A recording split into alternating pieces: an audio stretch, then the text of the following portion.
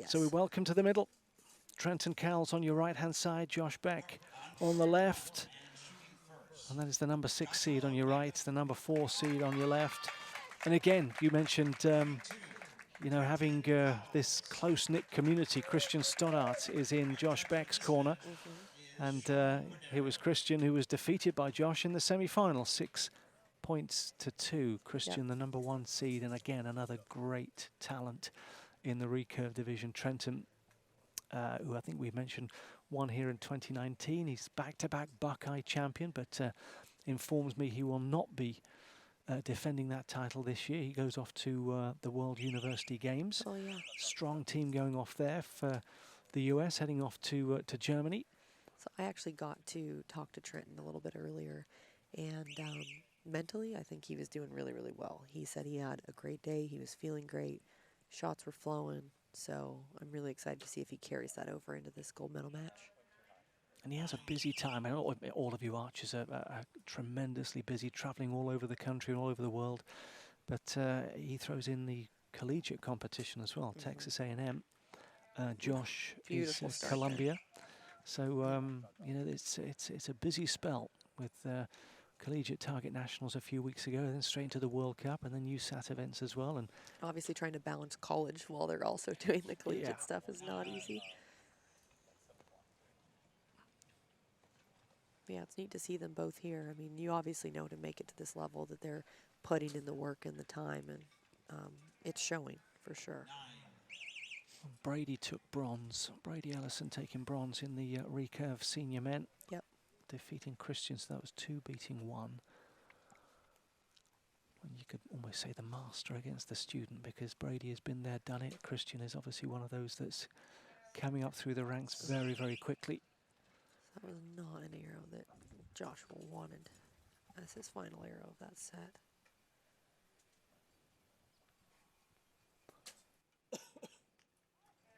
Ooh, okay. Trenton's still going to take the set, but got a little more interesting there at the end. Yeah, Trenton did. He's the one that took out Brady in the semifinals, and he just said he was feeling really good today. And it's interesting, you know, you've heard multiple different archers out here just say, I just showed up and I knew it was my day, you know? And there really is something to that. There's days you get to the field and you know, like, this is going to be a miracle if I make it through. And do you overthink that as an archer? You think, well, what did I do? What did I do that was, you know, and you try and replicate that? I don't know that you can. I really don't. I mean, I still don't have that figured out. There's days I show up and it's like, I'm going to win. You just know. And it's not just your mindset. The mindset comes because the bow aims so easily. The execution comes so naturally, you know. And the next day you might show up and the pin's moving a little bit and the execution's a little more difficult. And so some days it truly just flows and is so natural, and other days you have to work to accomplish the same thing. I know there's certain things that can derail you before the day started. In other words, you get up and it's, you know, the weather's not great, or the food's not great, or you've not got enough sleep, or, you know, how much of that, some of those elements that you can't control. It plays a factor, but I think that also contributes to how good that archer's mindset is. I think the biggest thing about archery is when you step to the line, nothing else matters except that arrow. And so, you know, if you're tired, if you've got stuff going on at home, or you've got college stress, or, you know, whatever that looks like, part of that struggle and process is blocking all of that out and just focusing on what you're doing in that moment. And so obviously both these archers were able to do that very well today to make it through the lineup that it took to land them in this gold medal final. We mentioned earlier, Alexis was the only number 1 seed, I think, to make it to the gold medal match. Yep. What does that tell you about the depth? And you and I have spoken about it before. There's huge amount of talent in the compound division, a lot of talent in recurve. Barebow is getting stronger. The fact that you're not guaranteed being number 1, number 2, number 3, number 4 seed. There's an 11th seed, a 9th seed, there's a 5th seed that are coming through. That it could be anybody's game, the depth of talent within the US system. Yeah, I mean, it's growing and growing every single day. And so, yeah, it used to be one of those things where you'd see, you know, 1, 2, 3, 4 in the qualifying to make it into the finals. And like now, I mean, you're looking at this list like 6-4, 11-5, 9-7, like 9-10. I mean, you know, there's people that shop their way up. And I mean, here's the other thing. When you qualify number 1 seed, you probably had a really good day the day before. It's really, really hard to put together 2 great days. And so a lot of the times, someone who might be, let's say, 4th, 5th seed, maybe didn't have a great day but worked on themselves, figured stuff out, and comes back stronger day 2. Day 1 already had their great day. Does that make sense? So sometimes I think that might play a little more factor into it than people really give it credit to. I've won USATs qualifying, 3, 4, and I've won them Right. 1, but Yeah. you just never know. I mean, the lineups are so deep now, and everybody's so good. Like I said, anyone can beat anyone in 15 arrows. 27-23, another one for Trenton Cowles. 4-0 is now the difference between himself and Josh Baek. Trenton looks very solid out there right now. He looks relaxed. He looks comfortable. And his shots look very, very strong.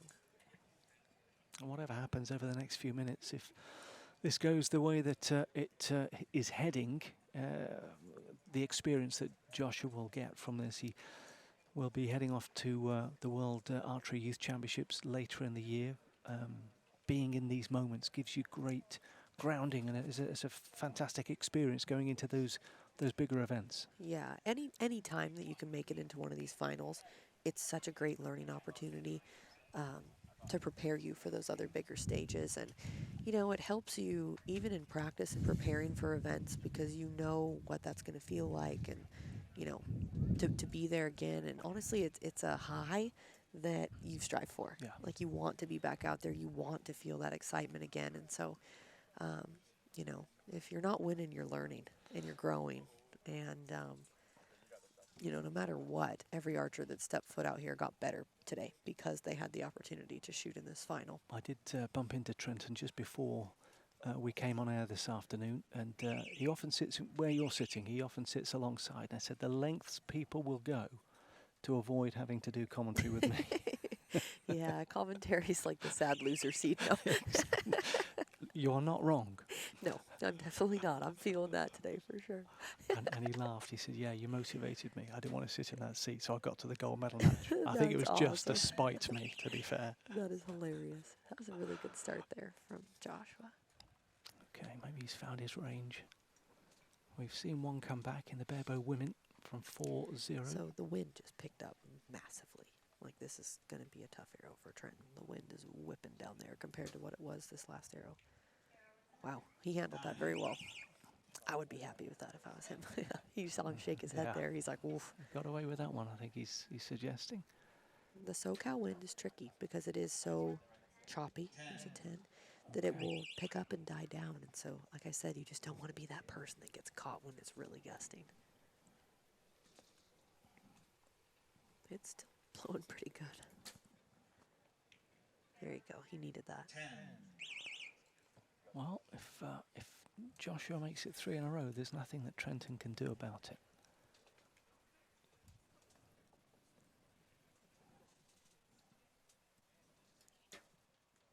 Ooh, he threw that one. Oh. A 3. You saw the wind push his bow as it went to fire, and then he threw it back. Well, this might just give Trenton the nudge that he needs. Yep, I think this is going to be our final arrow of the match. Yep. And it's going to be good enough. 27-23, 6-0. Strong start from Joshua Baek in that third end, but ultimately, maybe the conditions once again just played havoc with that third arrow. And Trenton Cowles, as he did in 2019, is the champion here at SoCal Showdown. Also the winner at Gator Cup, so that is back-to-back success at a USAT event for Trenton Cowles. He has to head into World Team Trials tomorrow, and he's sitting in a pretty good spot, but I mean, he's going to have a tough day, and so I think this is definitely a massive confidence booster going into that. So I'm sure he's totally on cloud 9 right now. Trenton Cowles, I think we're just waiting for confirmation. There we go. Now he's going to... Yep. I think we were waiting for the official photograph. I'm not sure he was wanting to before it was confirmed. It is confirmed. And the bow is held aloft. Josh Baek, silver for him. But again, bearing in mind, we talk about the quality in the recurve division. Joshua Baek has had a phenomenal few days as well. He can be rightly proud of his performance. Trenton wants a photo with the two of them. We will catch word with Trenton Cowles shortly. But just your thoughts on